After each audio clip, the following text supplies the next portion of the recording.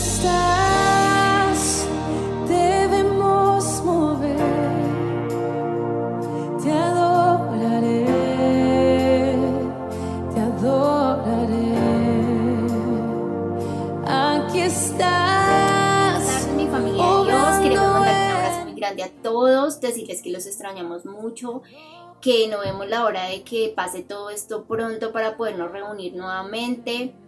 Y también queremos compartir con ustedes un versículo de la Biblia que está en Isaías 41:10 y dice así: no temas porque yo estoy contigo, no desmayes porque yo soy tu Dios que te esfuerzo, siempre te ayudaré, siempre te sustentaré con la diestra de mi justicia.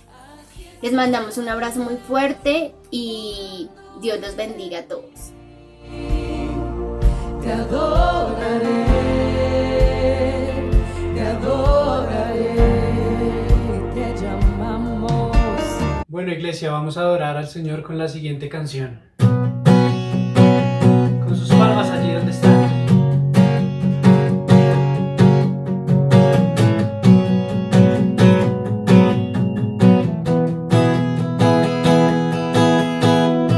Me llenas con un gozo nuevo, una pasión dentro de mí. Tu espíritu me está llevando a cantar y a vivir para ti. Cantaré de lo que has hecho,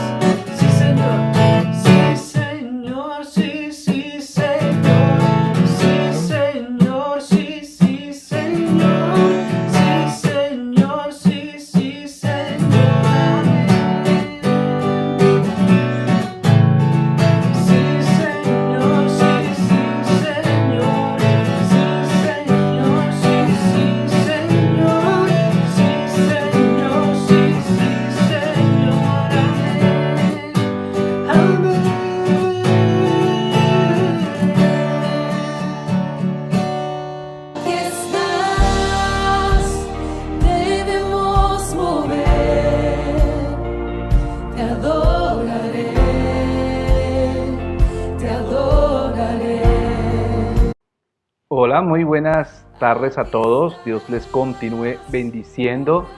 Qué alegría volver a estar delante de ustedes en este día. Esperamos que todo esté marchando bien en su casa, que todo esté bien en su familia, que estén llenos de salud, llenos de vida, llenos del Espíritu Santo. Bienvenidos a este tiempo con Dios que vamos a tener hoy, Viernes Santo. Así que damos gracias a Dios por cada uno de ustedes. Bien, vamos a motivarlos y queremos seguirlos motivando a que se conecten con nosotros.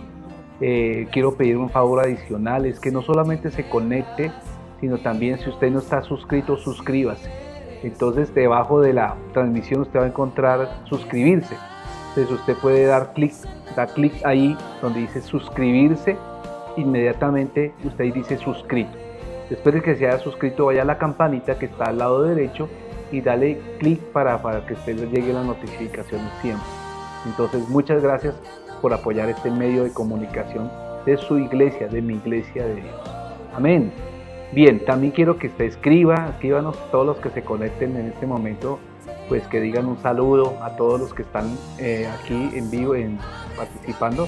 Pues estamos orando. Tenemos ahorita mi familia, estamos orando por cada vez que usted conecte y dice saludos, bendiciones a todos.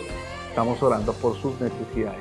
Así que bienvenidos y también comparta este chat, compártalo con otros, compártalo por las redes sociales como WhatsApp, por Facebook, para que otros también sean bendecidos y que todos podamos caminar en la victoria de Cristo. Amén.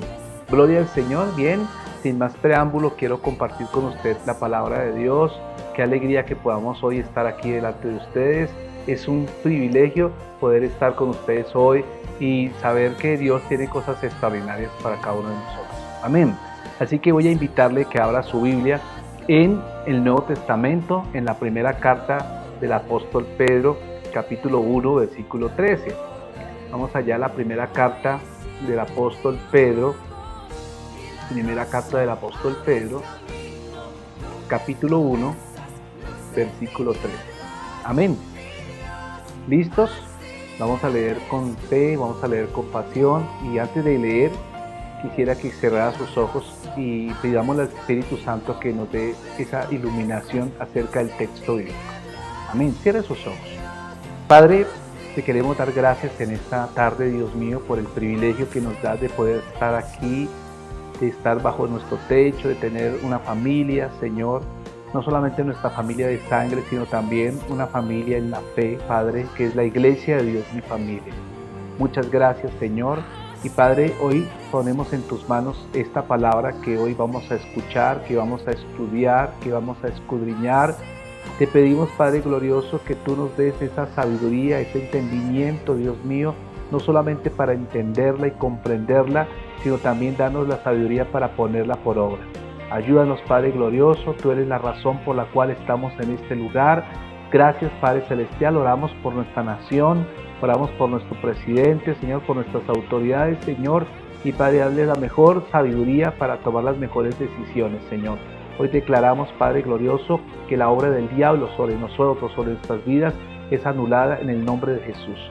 Es anulada por la llaga de Cristo, es anulada por la sangre de Cristo.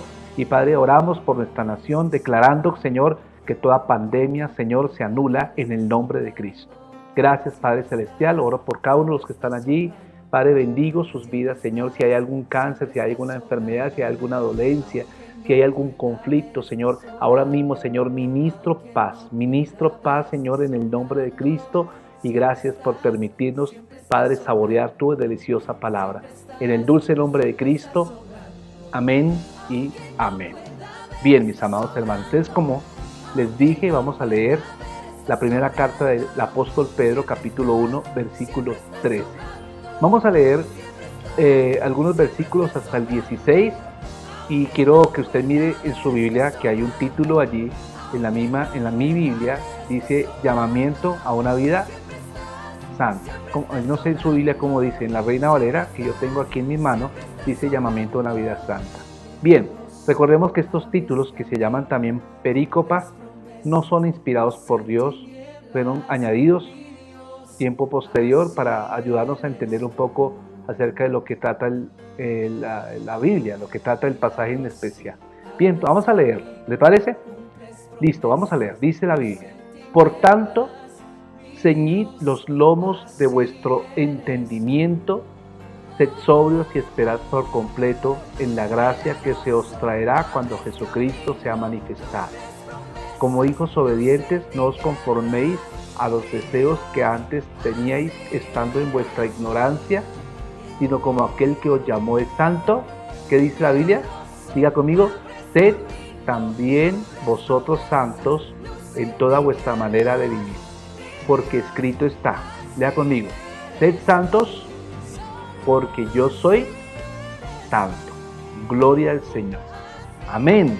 Hoy quiero tocar un tema que nos va a bendecir, y hoy estábamos celebrando a nivel occidental, estamos celebrando el hecho de que un viernes, un día como hoy, hace cerca de 2000 años, Jesús fue crucificado.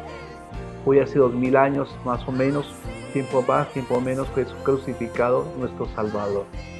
Y hay una pregunta que nos podíamos hacer. La pregunta es la siguiente: ¿por qué tuvo que morir Jesús en la cruz, aparte de darnos su salvación? Cuando a uno le preguntan, ¿cuál fue la razón por la cual Jesús murió en la cruz? La respuesta inmediata que viene en nuestra mente es para darnos salvación. Y es correcto. Jesús murió para darnos salvación. Pero hubo otra cosa que Jesús hizo, otra más razón por la cual Él murió en la cruz. Y esta otra razón es porque el Señor quiere darnos o quiso darnos santidad. ¿Aló? ¿Quiso darnos qué? Santidad. Ahora, cuando te hablan de santidad, ¿qué viene primero a tu cabeza? Ponle cuidado a esto porque es algo interesante. Cuando acabamos de leer este pasaje de primera carta de Pedro, capítulo 1, versículo 13, lo voy a leer en la versión Reina Valera contemporánea. En la Reina Valera 60 dice, por tanto, ceñid los lomos de vuestro entendimiento. En la Reina Valera contemporánea dice, preparen su mente para la acción. Preparen su mente para la acción. Y dice, sean sobrios, o sea, estén atentos. Y esperad, o sea, ¿qué significa esperar? Pongan toda su esperanza en la gracia que recibirán cuando Jesucristo sea manifestado. ¿Aló? Entonces, Pedro está enseñando algo interesante. Pedro está diciendo, nuestra mente tiene que estar preparada para la acción. Tenemos que estar atentos y poner toda nuestra esperanza en la gracia que recibiremos cuando Jesucristo sea manifestado. Amén. ¿Tú sabías que el evento profético más inminente de este tiempo es rapto? Eso es. El Antiguo Testamento nos enseña de que todos los profetas estuvieron preparando el corazón de la gente para la primera venida de Jesús. Y esta ya ocurrió, ya tú conoces, ocurrió en el pesebre en Belén, ¿cierto? Pero nosotros en el Nuevo Testamento estamos hablando, los escritores hablan ya no de la primera venida, sino están hablando de la segunda venida, del rapto. O sea, tenemos que prepararnos para eso. Este tiene que ser el mensaje, mi amado hermano. Por eso, cuando Jesús murió en la cruz, no solamente Él murió para darnos salvación, sino que también Él murió para darnos santidad. Por eso, Pedro, él sigue diciendo en el versículo 14, dice, pórtense como hijos obedientes y no se conformen a los deseos que ustedes tenían antes cuando andaban en su ignorancia. Es decir, no sigan los dictados de sus anteriores malos deseos de cuando vivían en la ignorancia. El versículo 15 dice, al contrario, vivan una vida completamente santa, porque santo es aquel que los ha llamado. ¿Aló? ¿Por qué nosotros debemos ser santos? Porque el que nos llama es santo. ¿Aló? Entonces tenemos la misma esencia de ellos. El versículo 16 dice, escrito está, sean santos porque yo soy santo. Amén. Ahora, muchas personas cuando hablamos de santidad, y uno habla en círculos religiosos, en círculos cristianos, hay sectores de la iglesia cristiana que consideran que ser santo es una multitud de prohibiciones. Es el llamado, no hagas esto, no pienses esto, no te vistas así, vístete así. Son una cantidad de reglamentaciones, una serie de cosas que se imponen en la vida de un cristiano que a la larga muchas personas dicen, yo no quiero ser cristiano. Como decíamos hace 2 domingos, el diablo se ha encargado de mostrar que las cosas del mundo son mucho más chéveres que las cosas de Dios. Las cosas de Dios regularmente las apreciamos como algo aburrido, algo harto, y eso no es así. Escucha bien esto. El salmista en el Salmo 96.9, tú miras allí y hay una palabra especial en el Salmo 96.9 que nos enseña a que nosotros tenemos que ver la santidad no como una carga, no como algo feo, sino que la santidad ha sido diseñada como algo hermoso. Miren lo que dice el Salmo 96, versículo 9. Dice, adorad a Jehová en la hermosura de su santidad. ¿Aló? ¿Qué es lo que está diciendo el salmista? Adoren al Señor en la hermosura de su santidad. Es lo que está diciendo. Si el Señor es santo, por tanto, los hijos de Él son santos. Si la Biblia dice que la santidad es hermosura, entonces, ¿qué quiere decir? Que nosotros los hijos que somos santos también tenemos que hermosearnos. ¿Sí está entendiendo lo que está queriendo decir? Y vamos a mirar que una vez un hombre sabio dijo lo siguiente. Dijo, el gozo de una vida santa conlleva una belleza, ¿cierto? Que es la influencia más poderosa en el mundo después del poder de Dios. Escuche bien esto. ¿Cuántos saben que Dios es poderoso? Amén. ¿Cuántos saben que Dios es poderoso? ¿Lo cree o no lo cree? Pero hay un segundo poder muy importante. Y ese poder subyace en que nosotros vivamos la santidad de Dios. Porque cuando la gente ve que nosotros vivimos la santidad de Dios, dice el Salmo 96, dice que hay hermosura en la santidad. Entonces la gente tiene que vernos como hermosos. No me malentiendan, no está hablando de que nuestro aspecto físico va a cambiar. De pronto si éramos gordos vamos a ser flacos y si somos calvos vamos a tener pelo. No está hablando de esa hermosura. Hay una hermosura que viene desde el interior, que nace desde el interior por causa de que tú tengas el anhelo de disfrutar tu santidad. Escuche, la santidad es hermosa. Diga conmigo, la santidad es hermosa. A ver, otra vez, vuélvalo a decir, convénzase, diga conmigo, la santidad es hermosa. Vuélvalo a repetir, diga, la santidad es hermosa y no tiene nada que ver con la belleza exterior. Es una belleza que se irradia desde adentro. Y es la forma en que el mundo, y es la manera en que Dios nos ha diseñado para transformar los ambientes en los cuales nosotros estamos. Ahora, pongámonos a pensar esto. ¿Tú crees que de acuerdo a tu manera de disfrutar la santidad, tu familia se convertiría en cristiana? ¿Tú crees que en el lugar de tu trabajo, donde tienes compañeros que aún no son cristianos, al verte a ti disfrutar tu santidad, ellos desearían ser cristianos como tú? La respuesta está en nosotros. ¿Por qué razón las personas aún no son cristianas? La respuesta es tan fácil, porque no estamos entendiendo el concepto de la santidad. Porque la santidad debe hermosearnos. La santidad debe hermosearnos a tal punto que el mundo necesariamente será cambiado por nuestra manera de vivir. ¿Dónde comienza la santidad? Comienza por ti y por mí. Y la mejor manera de cambiar la sociedad, mis amados hermanos, es mostrando la belleza de la santidad. La santidad no es una opción. Dije que la santidad no es ¿qué? Una opción.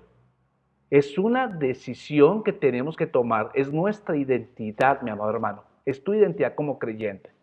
No es solo para nosotros los santos y cristianos especiales, para personas como el pastor o como los que están dirigiendo la adoración. No, debe ser algo en los que todos aspiremos en esta vida. Tú tienes que aspirar a caminar esa santidad. La santidad no es lo mismo que la religiosidad. Y eso es lo que nos han vendido algunas malas interpretaciones bíblicas, que pensamos que es una serie de condicionamientos, una serie de reglamentaciones, lo que llamamos una serie de legalismos, y eso es religiosidad. Escucha bien esto, cuando Jesús vino a la tierra y llevó su ministerio, lo primero que condenó fue el espíritu religioso. Usted recordará que los fariseos y los saduceos, los doctores de la ley, los escribas, habían aumentado cosas, le habían añadido a los mandamientos del Señor y estaban poniendo más énfasis en sus tradiciones que en la palabra del mismo Señor. ¿Eso se llama qué? Religiosidad. De tal manera, mi amado hermano, que la religiosidad no es un fruto del Espíritu Santo. ¿Aló? ¿Sí lo cree o no lo cree? Una persona religiosa no está siendo guiada por el Espíritu Santo. La santidad, permíteme decirte esto, es la capacidad de reírse de ti mismo y esa es la clave. Ríete de ti mismo. La santidad es humor, la santidad es alegría, ¿cierto? La santidad te lleva a disfrutar la presencia con Dios. La santidad no es aburrida. Como escribió, ¿se acuerdan de la película de El León, la Bruja y el Ropero de C.S. Lewis? C.S. Lewis es el escritor de esa bestseller, escribió algo tan interesante como esto. C.S. Lewis era cristiano y él decía, qué poco sabe la gente que piensa que la santidad es aburrida. Qué poco sabe la gente que piensa que la santidad es aburrida. Cuando uno se encuentra con la verdadera santidad, es irresistible. Amén. Y yo quiero hablarte de 3 claves en esta hora acerca de la santidad. Tú puedes caminar en la santidad. ¿Y por qué? Porque hay 3 dimensiones de la santidad. Número 1, la primera cosa, ¿dónde encontramos la santidad? Esa es la primera clave. ¿Dónde encontrarla? Segunda clave, ¿cuándo llegamos a ser santos? ¿Cuándo llegamos a ser santos? Y tercera clave, ¿cómo llegamos a la santidad? Amén. Así que vamos a desarrollar estas 3 preguntas. Primera pregunta es, ¿dónde encontramos la santidad? Segunda pregunta, ¿cuándo llegamos a ser santos? Y tercera pregunta es, ¿cómo llegamos a la santidad? Amén. Desarrollemos esto. Dios quiere que tú desarrolles santidad. La pregunta es, ¿dónde encontramos la santidad? La respuesta la encontramos en el Salmo 122. Vamos a abrir la Biblia allí en el Salmo 122, versículo 1 al 9. Amén. Salmo 122, versículos 1 al 9. ¿Lo tienes ahí? Es corto el Salmo. De hecho, son los 9 versículos. ¿Dónde encontramos la santidad? Dice la palabra de Dios. Yo me alegré, diga conmigo, yo me alegré con los que me decían, a la casa de Jehová iremos. Nuestros pies estuvieron dentro de tus puertas, oh Jerusalén, Jerusalén que se ha edificado como una ciudad que está bien unida entre sí. Allá subieron las tribus de Jehová, conforme al testimonio dado a Israel, para alabar el nombre de Jehová. Porque allá están las sillas del juicio, los tronos de la casa de David. Pedid por la paz de Jerusalén, sean prosperados los que te aman, sea tu paz dentro de tus muros y el descanso dentro de tus palacios. Por amor de mis hermanos y mis compañeros diré yo, la paz sea contigo. Por amor a la casa de Jehová nuestro Dios, buscaré tu bien.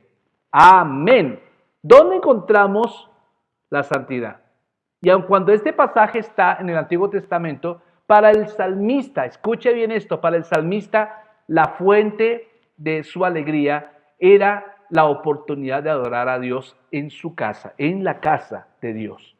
Recordemos que en el Antiguo Testamento la casa de Dios era el templo que estaba ubicado en Jerusalén. Aquel era el lugar donde el pueblo iba a alabar el nombre del Señor. ¿Recuerda usted? Vea el versículo número 4. Vea el versículo 4 dice, allá subieron las tribus de Yahvé, ¿cierto? Conforme al testimonio dado a Israel para alabar el nombre del Señor. Entonces esta es la razón por la cual Jerusalén era tan importante para el pueblo de Dios y por la cual el salmista estaba tan apasionado por la paz y la seguridad de esa ciudad.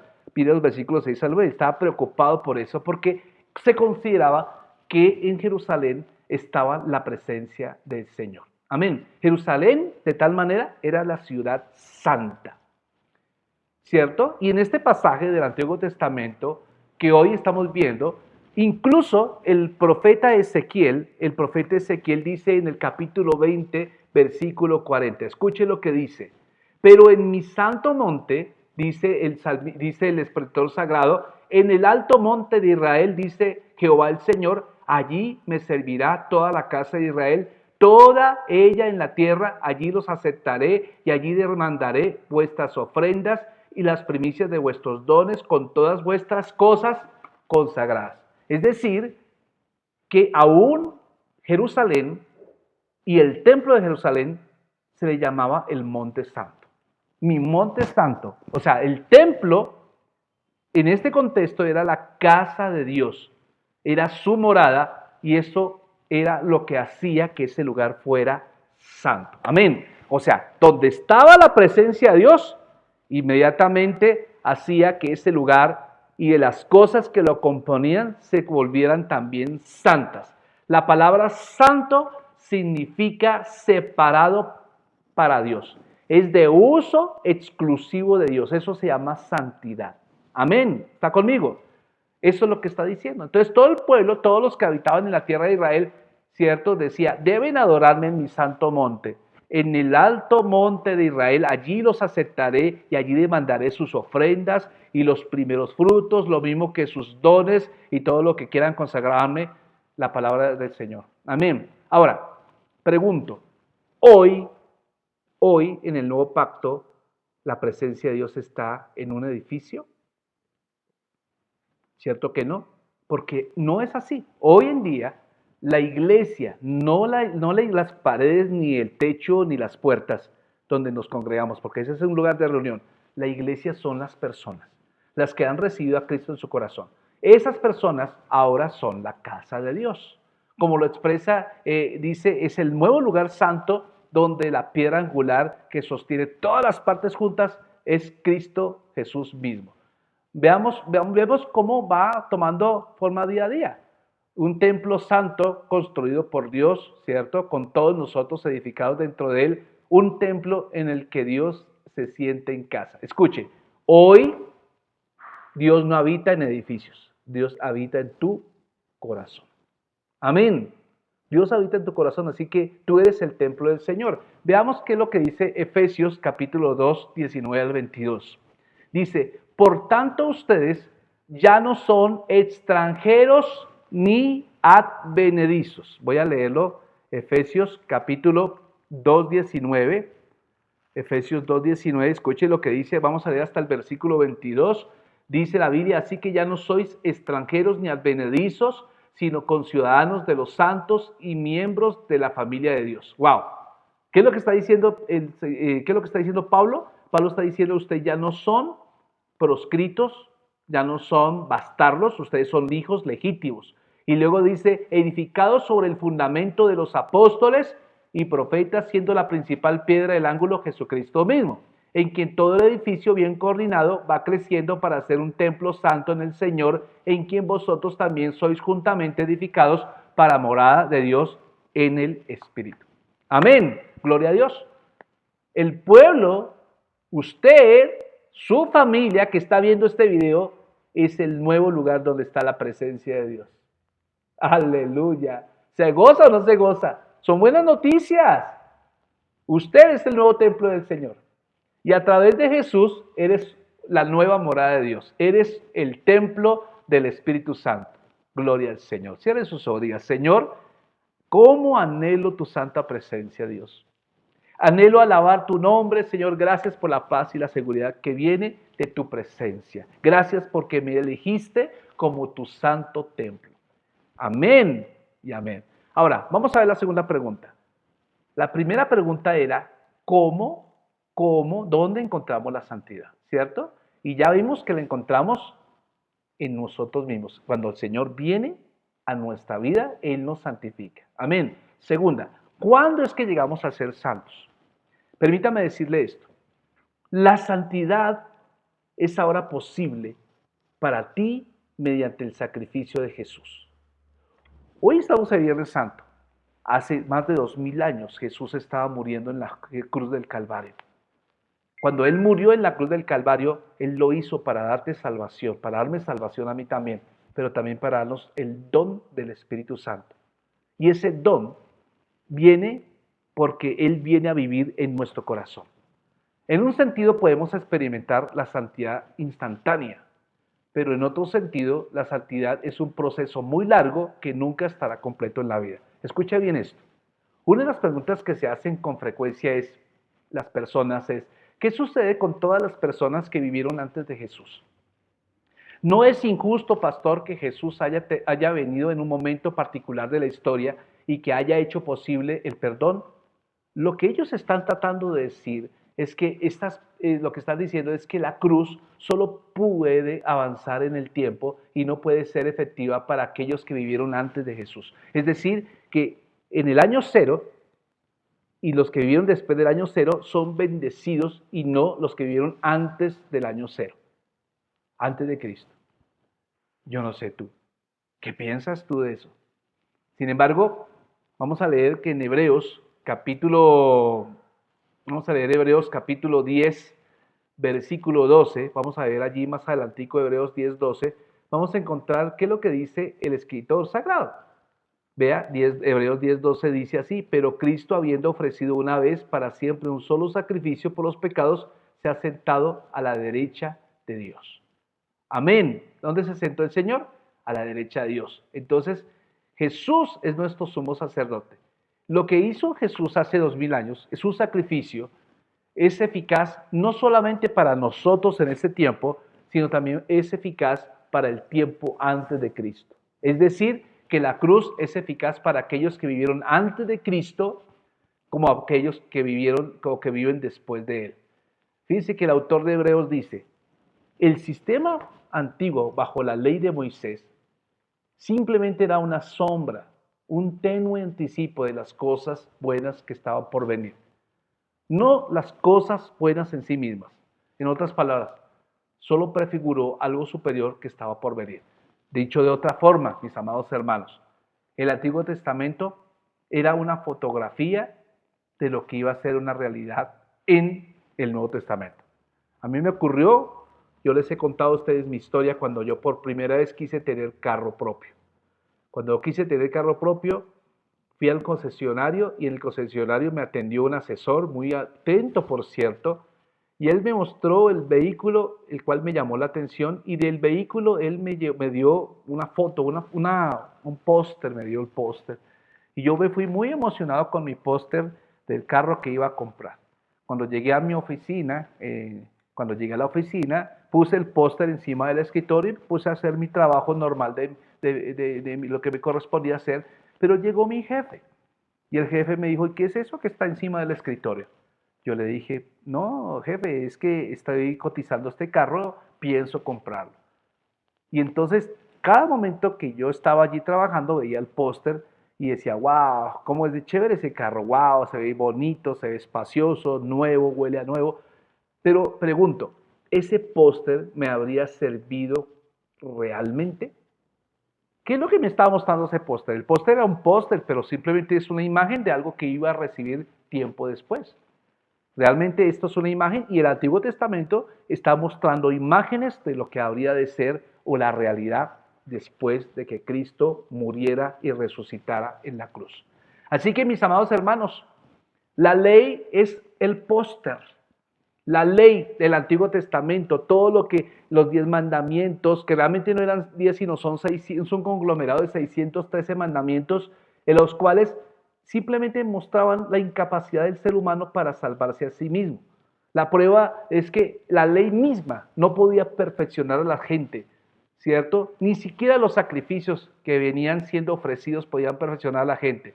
Por eso el libro de los Hebreos, en el capítulo 10, versículo 2, vuelve y dice, escuche bien lo que dice, versículo 1 dice, porque la ley teniendo la sombra de los bienes venideros, no la imagen misma de las cosas, nunca puede, por los mismos sacrificios que se ofrecen comúnmente cada año, hacer perfectos a los que se acercan. Escuche porque estamos viendo esto. La gente ofrecía sacrificios, llevaba un cordero, llevaba un becerro, pero seguía sintiéndose culpable. Vea el versículo 2, la gente tenía una conciencia de pecado y no tenía todavía conciencia de justicia. Versículo 2 dice, ya que es imposible que la sangre de los toros y los machos cabríos quite los pecados. Ahora saltemos al versículo 4, porque la sangre de los toros y los machos cabríos no puede quitar los pecados. ¿Aló? ¿Qué es lo que está diciendo? Solo la sangre de Cristo puede quitar todo pecado. Solo la sangre de Cristo puede quitar tu pecado y solo el sacrificio perfecto de Él puede darte una vida perfecta. Cuando Jesús murió hace 2000 años, no fueron los romanos los que lo mataron. Alguien decía, pastor, ¿quién mató a Jesús? Y hicieron una encuesta en radio preguntándole a muchas personas, ¿quién cree usted que mató a Jesús hace 2000 años? Y algunos contestaban, decían, bueno, a Jesús lo mataron los judíos. Otros decían, a Jesús lo mataron los romanos. Otros decían, a Jesús lo matamos nosotros. Respuesta equivocada. Ninguna de las tres es acertada. Realmente Jesús no lo mató nadie. Jesús se entregó voluntariamente por nosotros. Ellos fueron vehículos para cumplir el sacrificio de Cristo, pero realmente Jesús murió voluntariamente por nosotros. ¿No le parece maravilloso eso? ¿Qué quiere decir? Que su sacrificio voluntario, cuando Él decidió morir voluntariamente en la cruz del Calvario, Él puso fin al viejo orden y estableció uno nuevo. Ve el versículos de Hebreos 10, 5 al 9, dice, por lo cual entrando en el mundo dice, sacrificio, ofrenda no quisiste, mas me preparaste cuerpo, holocaustos y expiaciones por el pecado no te agradaron, entonces he aquí que vengo, oh Dios, para hacer tu voluntad, como el rollo del libro está escrito de mí, diciendo primero, sacrificio, ofrenda y holocausto y expiaciones por el pecado no quisiste, ni te agradaron, las cuales cosas se ofrecen según la ley, y diciendo luego, he aquí yo que vengo, oh Dios, para hacer tu voluntad, quita lo primero para establecer esto lo último. Esta es la voluntad. Somos santificados mediante la ofrenda del cuerpo de Jesucristo hecha una vez y para siempre. Amén. Tú eres santo no por ti, sino por lo que Cristo hizo hace 2000 años. Amén. Tú eres santo. Escucha bien esto porque no termina ahí. Fue un sacrificio perfecto. Fue el sacrificio de una persona perfecta para perfeccionar a algunas personas muy imperfectas. Vuelvo y te lo repito. ¿Qué fue lo que pasó el Viernes Santo? Fue un sacrificio perfecto hecho por una persona perfecta para perfeccionar a algunas personas muy imperfectas. ¿Quiénes eran? Eras tú y era yo. La expresión que tú miras ahí en el versículo 12, 60, es muy significativa.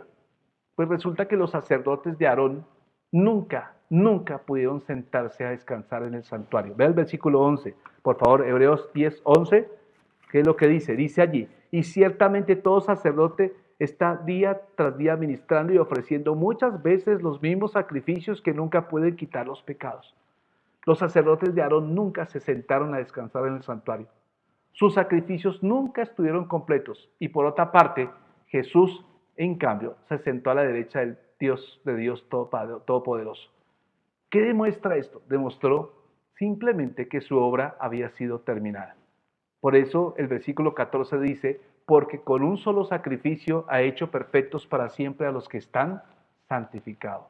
Gloria a Dios. ¿Quién es esa persona perfecta? Tú. Tú eres la persona que ha sido perfeccionada a través del sacrificio de Jesús. Y aquí puedes ver cómo sucede la santidad en tu vida. Número 1. Cuando tú recibiste a Cristo en tu corazón, cuando tú el día que te entregaste a Cristo en tu corazón, que tú debes saber tu fecha, lo que se refiere al pasado, el castigo por el pecado, ya lo pagó Jesús. Somos santificados por causa de que Él llevó el pecado en su propia vida, en su propio cuerpo. Y ese sacrificio hizo perfecto para siempre a los que están santificados. Tú eres santificado. Amén. Y esta es la justificación. El sacrificio de Jesús ha hecho posible el perdón total y una relación perfecta con Dios. Eres totalmente perdonado. Gloria al Señor. Diga conmigo, soy totalmente perdonado. Por lo tanto, perdonamos también a los demás. Ahí sí ya no te gustó, ¿verdad? Si tú eres totalmente perdonado, entonces tienes la capacidad también de perdonar completamente a los demás. Y lo más difícil de todo, nos perdonamos a nosotros mismos también. No hay necesidad, con eso te estoy diciendo, no hay necesidad de más sacrificios por los pecados. Por eso, esta es la gran controversia que hoy hay en muchas religiones. Las religiones tradicionales, ¿qué te dicen?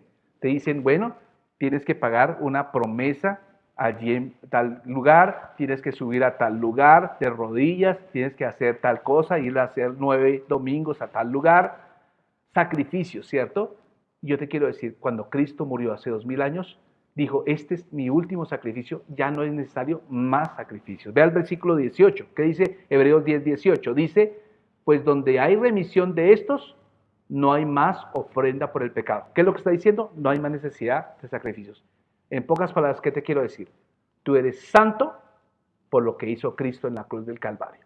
Número 2, hay un proceso de santidad. Amén. O sea, tú eres ya un santo, ¿cierto? Eres un santo. O sea, ustedes allá en su casa todos son santos y han recibido a Cristo del corazón. Pero vamos a ver, el proceso de santidad se realiza en el presente. Es el poder, ¿cuántos saben que el poder del pecado está siendo roto? El proceso de santidad lo que hace es romper el poder del pecado sobre nuestras vidas.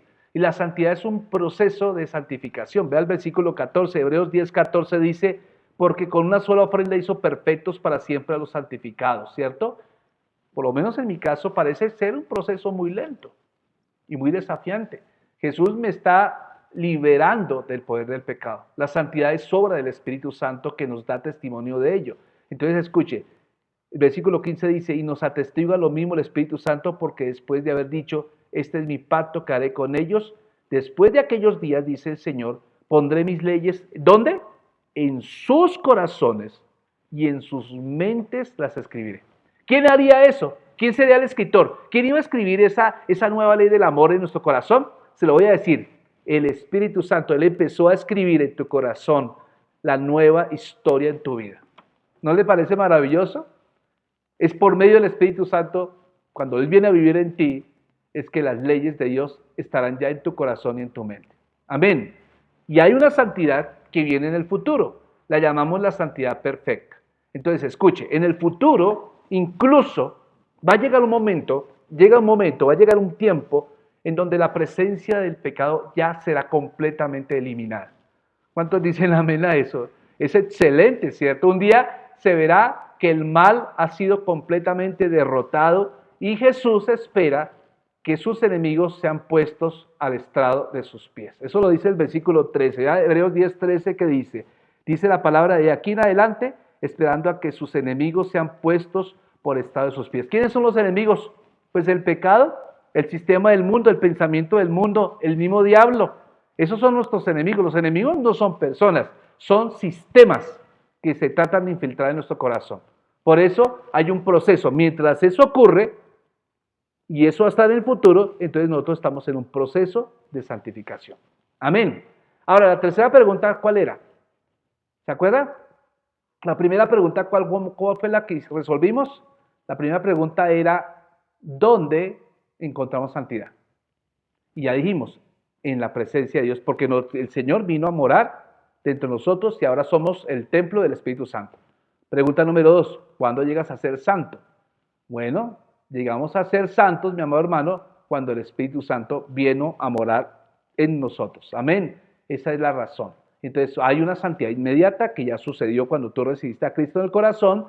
Hay un proceso de santidad que es el proceso de que tú vas cambiando tu manera de pensar y permitiendo que el Señor haga su obra en ti y haber una santidad perfecta cuando ocurrirá cuando estemos en el cielo. Amén.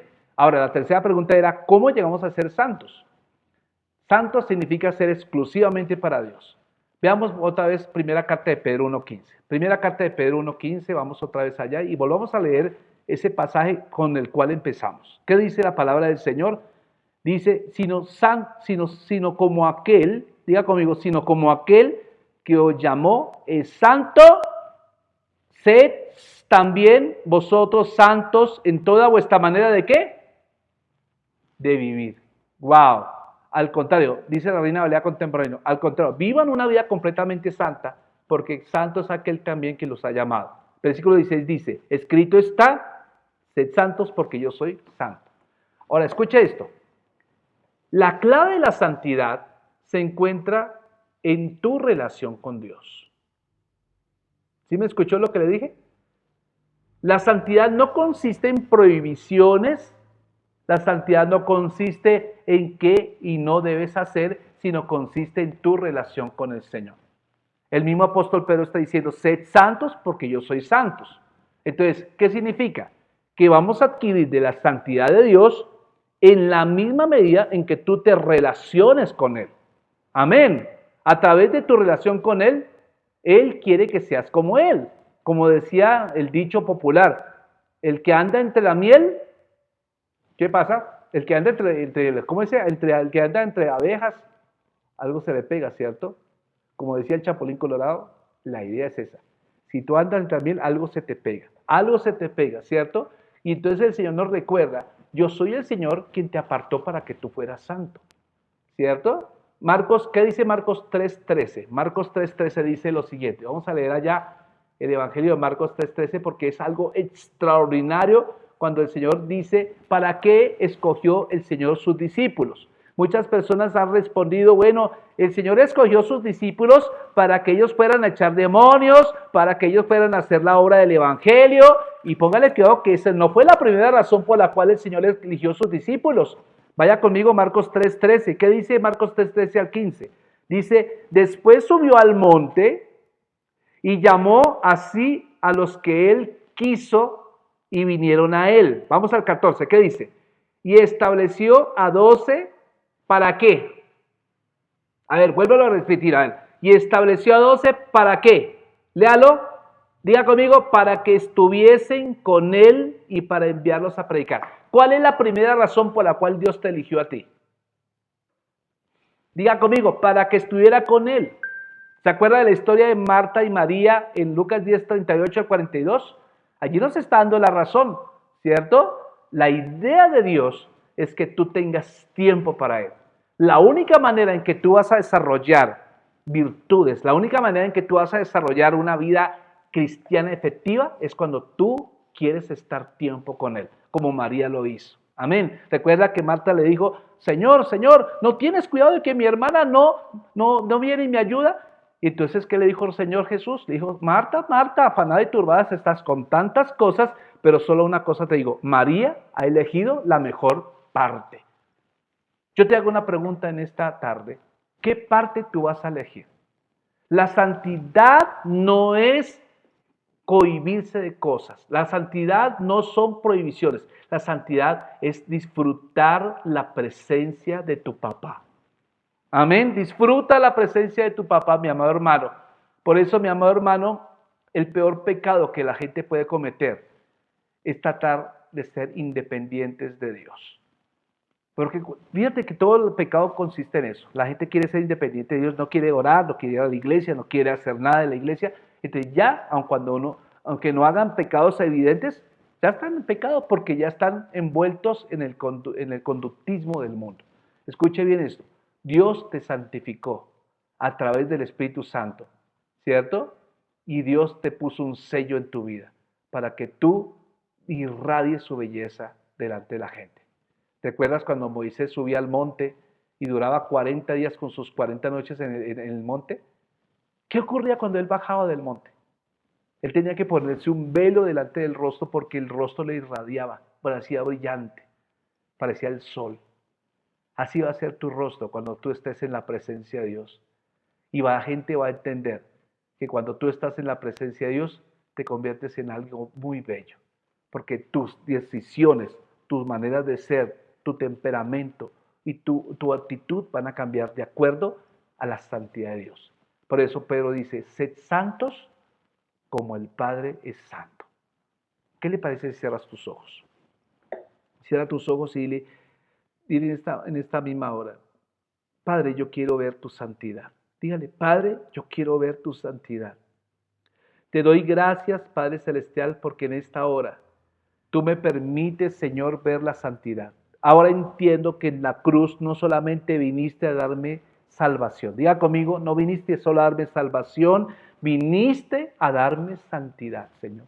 Me has apartado para propósitos sublimes. Me has apartado para servirte, para estar contigo, Señor. Y Padre, la única manera en que vamos a ver la gloria tuya en este mundo es cuando las personas vean tu santidad reflejada en nosotros, Señor. Gracias, Señor. Diga conmigo, yo soy santo porque tú eres santo, Señor. El ADN tuyo lo tengo en mis venas, Señor. Y ayúdame, Señor, a proyectar esta santidad a mi familia, a mis compañeros de trabajo. Ayúdame a proyectar esta santidad también a las personas que me rodean. Gracias, Señor, te bendecimos, te exaltamos y te damos todo honor y toda gloria por los siglos de los siglos. Amén y amén. Gloria al Señor. Bueno, ¿cuántos se gozan? Gloria a Dios.